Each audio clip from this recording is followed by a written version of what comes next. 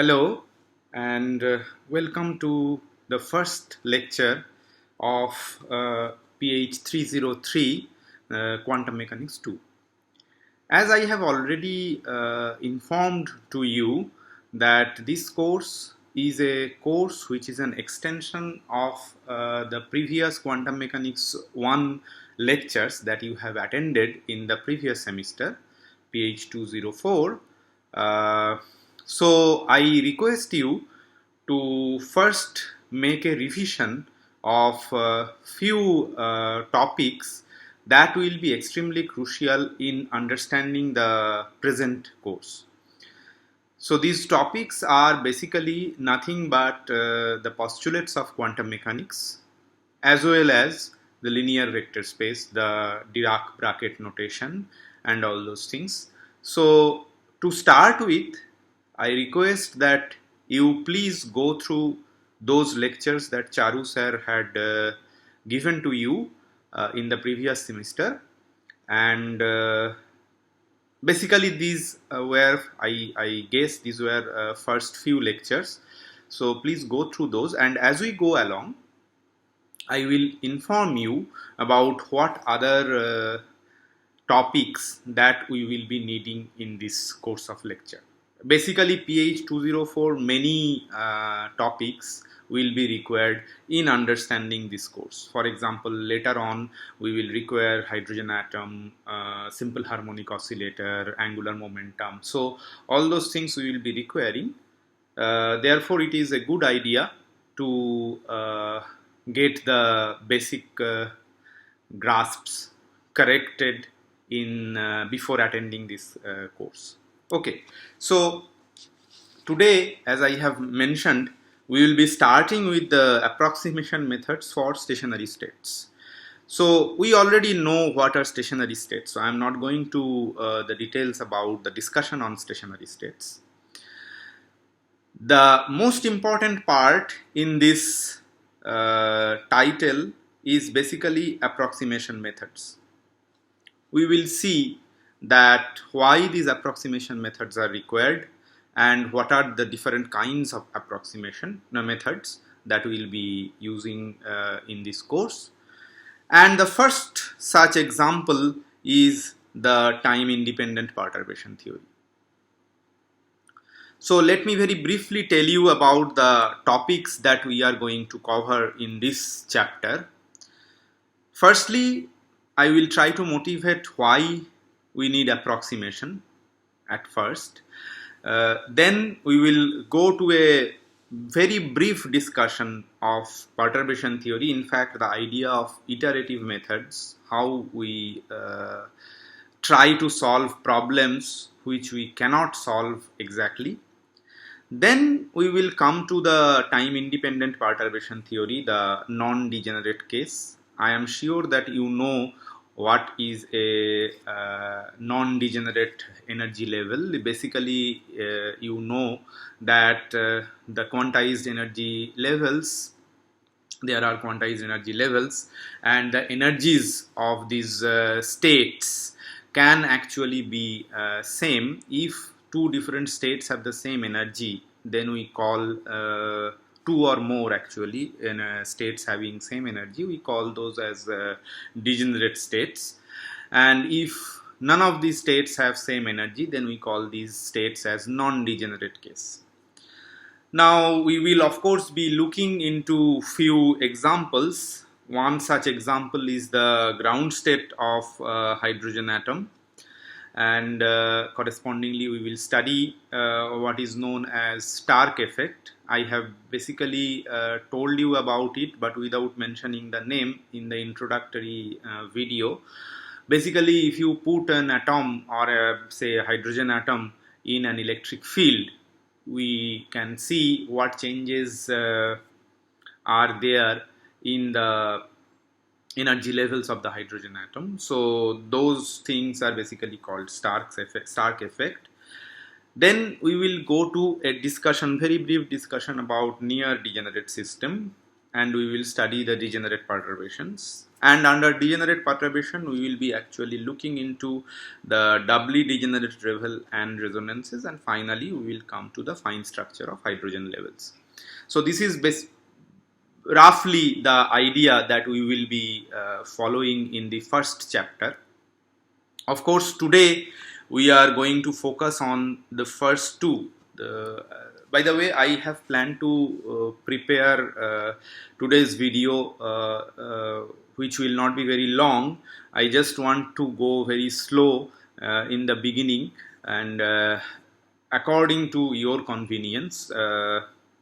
If you find that we are actually running slow, then you always have you can always contact me and tell me to go a little bit more faster. Okay, so now we should actually start this discussion. The first topic is why approximation. See, physicists have a secret. We are not very good at solving equations.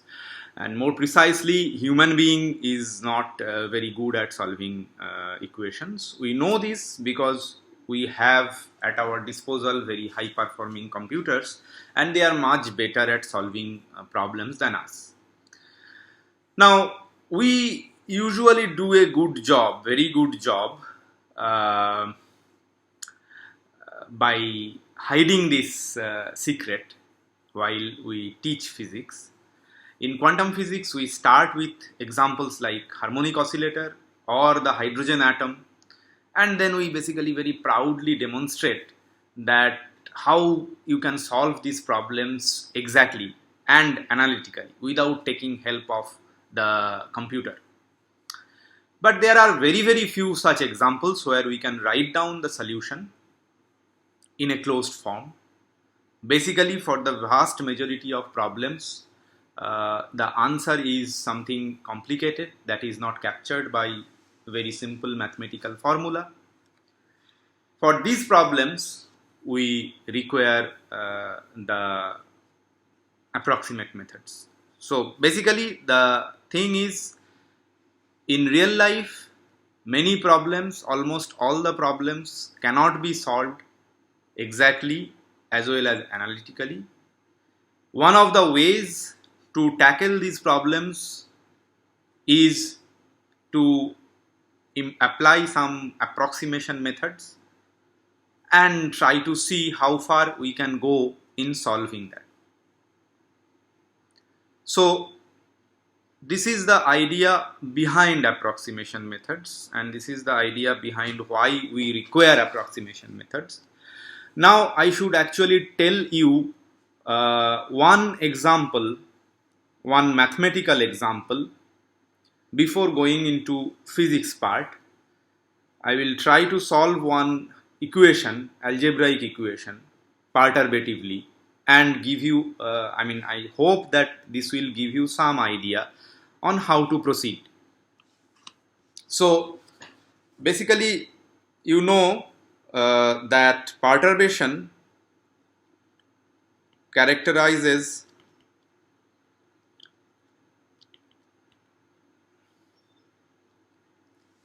a series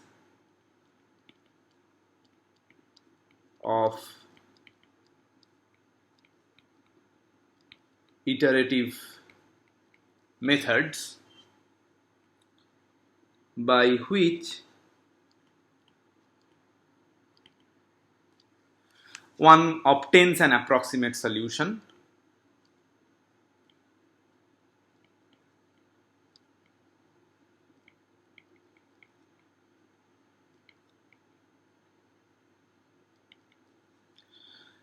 to a difficult problem.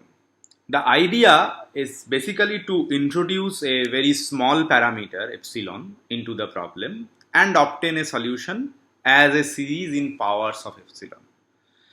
In fact, this might actually look like very simple. In fact, it is not that complicated. This method, as we will see, is very powerful and used in mostly all branches of physics.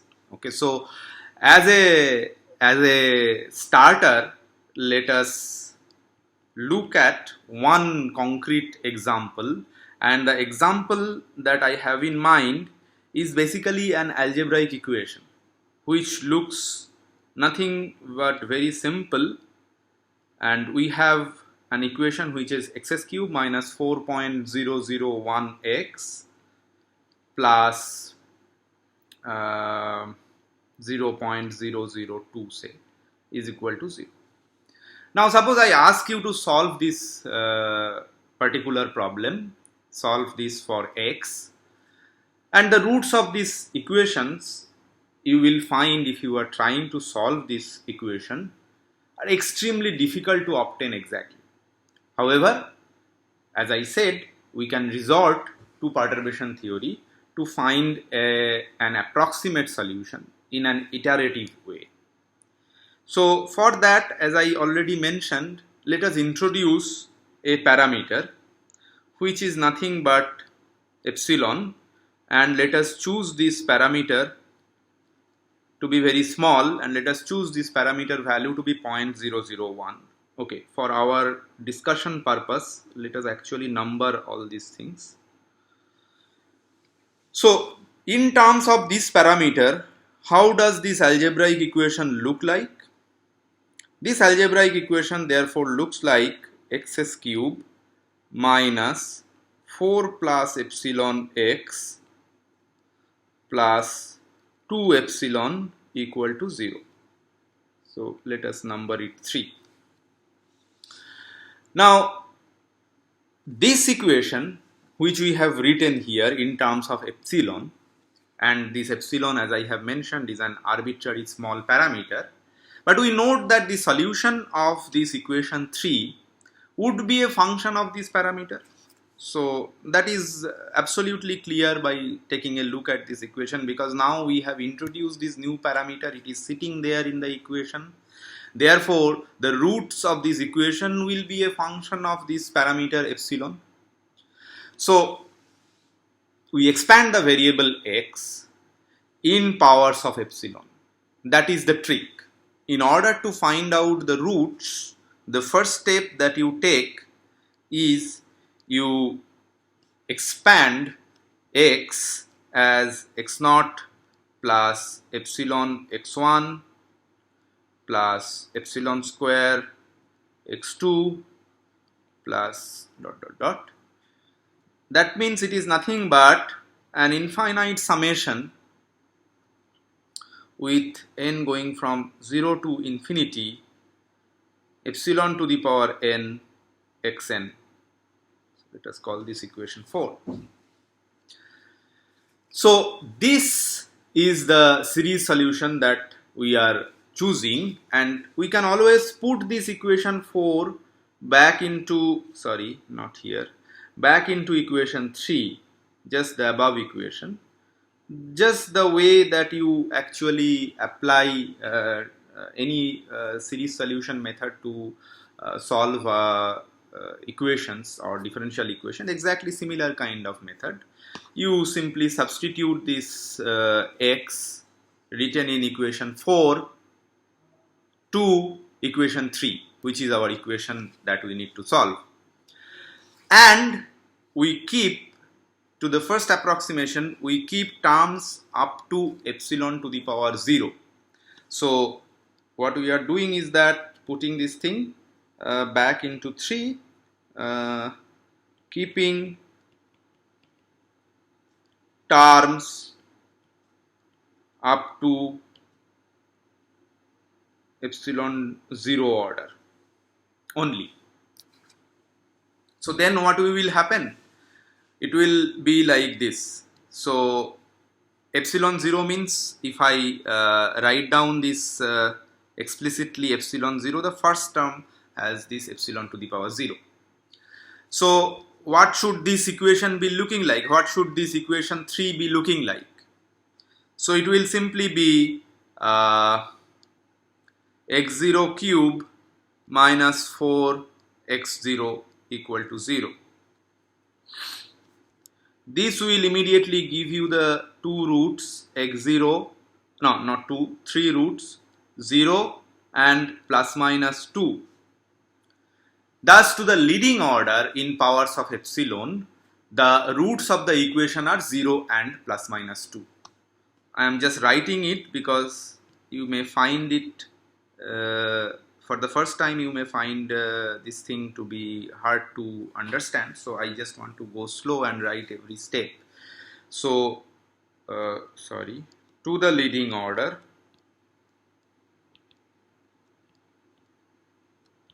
in powers of epsilon to the power 0, that means here to the leading order means powers of epsilon to the power 0, the roots of the equation 3 are 0 and plus minus 2.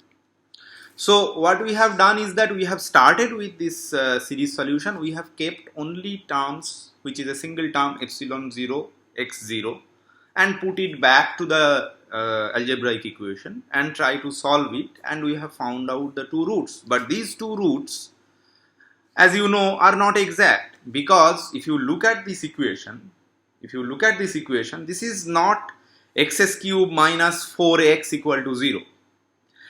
There is this 0.001 and 0.002, these small numbers are there. Therefore, if it had been the equation which is xs cube minus 4x equal to 0, then we would be happy with the root 0 and plus minus 2. But it is not the case. So we have to go further. So now if we choose the root 0, then the expansion of this 4, so let us choose the root to be 0 to start with, and again use the expansion 4. This 4 expansion 4 then becomes x equal to epsilon x1 plus epsilon square x2. But since we are choosing the 0th root, the root to be equal to 0, let me write it like this, and then other terms. So this let us number. So this is equation 5 and this is equation 6. So now what we have done, we have chosen one of the roots which is 0 and put it back explicitly into equation 4. And then again we follow the same method. We substitute this equation 4, which is now equation 6, after we have substituted x0 x equal to 0 root. We substitute this 6 back into the original equation 3. So again we perform the same procedure. Then what will happen here? Now we will keep terms not only up to epsilon to the power 0, but we will keep terms up to epsilon to the power 1. So substituting this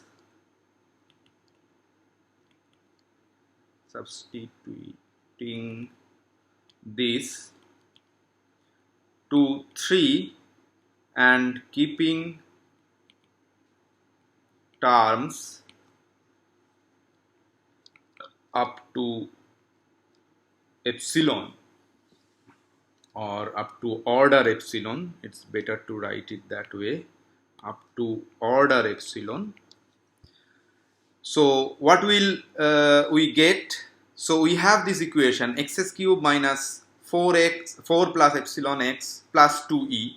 There we are going to put this root x0. So this equation therefore will become something like minus 4 epsilon x1 0 plus 2 epsilon equal to 0.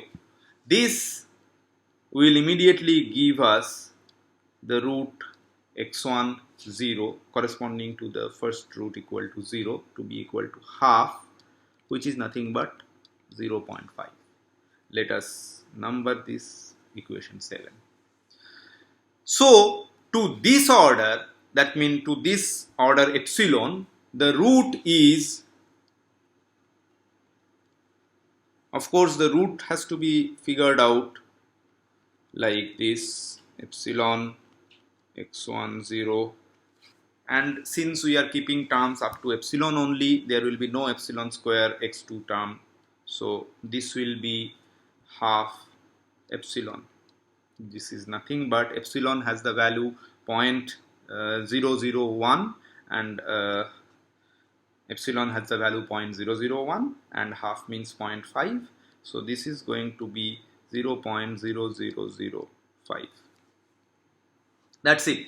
So the root corresponding to the unperturbed value, which is 0, unperturbed root of the equation, which is 0, that's what this superscript mean, and this has to be equal to x0 0 plus epsilon x1 0. This is the solution up to first order in epsilon. Now if we choose to work with the other root, because you might be wondering why we are working with one root only, x0 equal to 0. There are two other roots as we have seen. This is plus minus 2. Now if you choose to work with the root x0 equal to plus 2, so let us choose x0 to be equal to plus 2, and again you work out in the same manner that I just described. That means you write down the expansion x corresponding to the root 2. This is equal to x0 plus epsilon x1 like this, and this is nothing but, now the initial root is 2, x0 is 2 plus epsilon x1 2. So now you put this again back into the original equation 12 point, this, what is this thing, 7 8 9, this is 3, equation 3, that put this into equation 3, that is going to give us, so x cube minus, so let me write the equation here, x cube minus 4 plus epsilon x plus 2 epsilon equal to 0 was equation 3.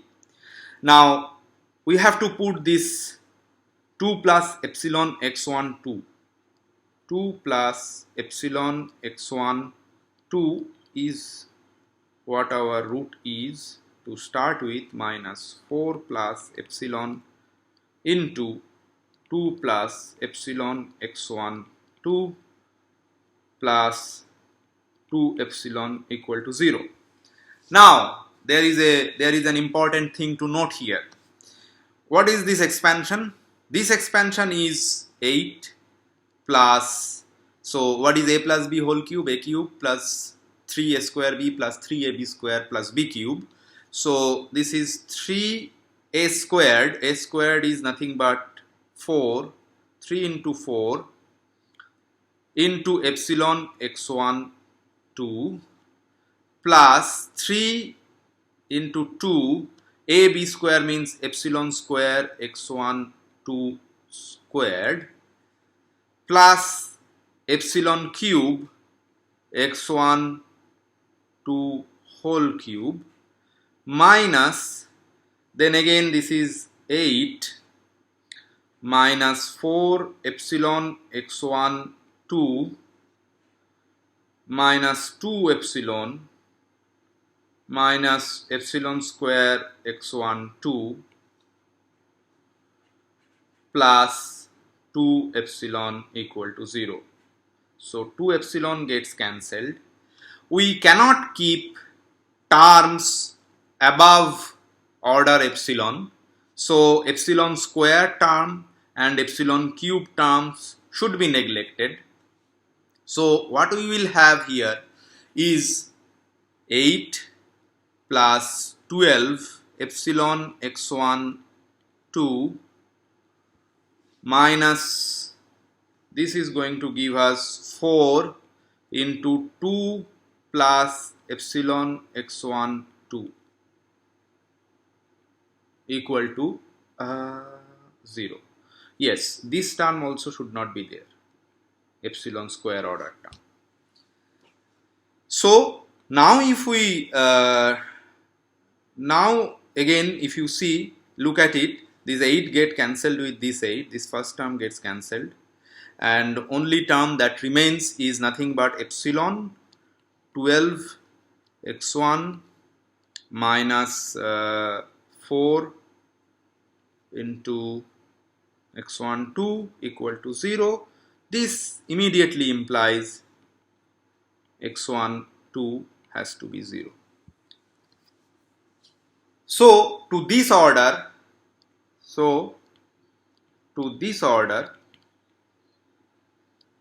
we will just have x2 equal to x0 2 plus epsilon x1 2.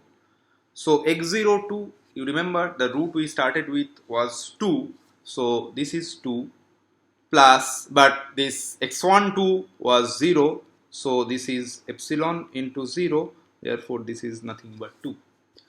Similarly, I request you to take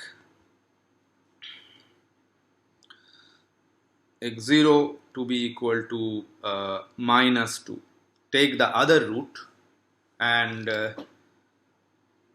perform the same method, keeping terms up to order epsilon. If you perform the same thing, what happens here?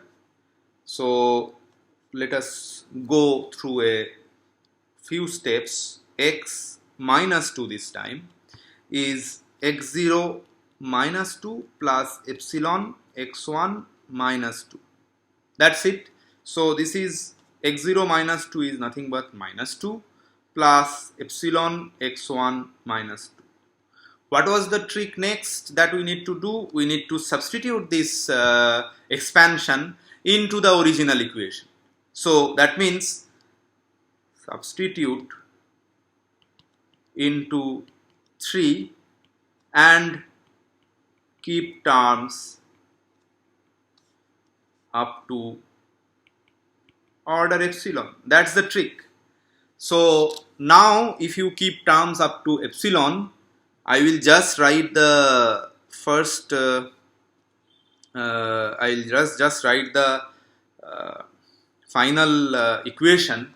This is going to give you minus 8 plus 12 x1 2 into epsilon minus 4 into minus 2 plus epsilon x1 minus 2 plus 2 epsilon plus 2 epsilon equal to 0.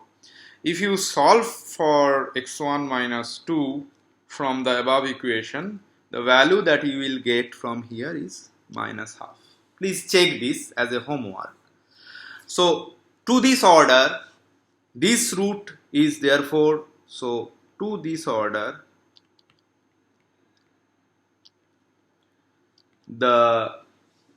this root is given by x minus 2 equal to x0 minus 2 plus epsilon x1 minus 2. x0 minus 2 is minus 2 and epsilon is 0.001 and x1 minus 2 is nothing but minus half. So this is minus 2 minus 0.001 into 0.5, which is nothing but minus 2.0005. In fact, we can determine in a similar manner that to the next order, so this again I am giving you as a homework. So find the roots keeping order epsilon square terms. Please find this.